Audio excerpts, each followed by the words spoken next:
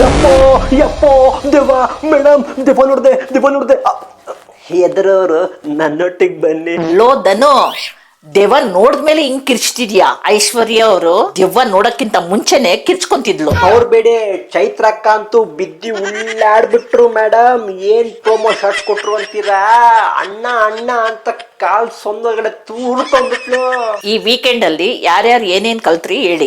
ನಾವು ಸಂಬಂಧಗಳನ್ನ ಕಟ್ಟೋದಕ್ಕೆ ಬಂದಿಲ್ಲ, ನಮ್ಮ ಆಟ ನಾವ್ ಆಡ್ಬೇಕು. ಆಮೇಲೆ ಆಚೆ ಇರೋ ಜನ ನಮ್ಮನ್ನ ಉಳಿಸ್ತಾರೆ, ಇಲ್ಲಿರೋ 10-11 ಜನ ನಮ್ಮನ್ನ ಉಳಿಸಲ್ಲ ಅಂತ. ಮತ್ತೆ ಬಿಗ್ ಬಾಸ್ ಕಪ್ಪು ಒಬ್ಬರಿಗೆ ಯಾರು ಹಂಚ್ಕೊಳಕ್ ಆಗಲ್ಲ.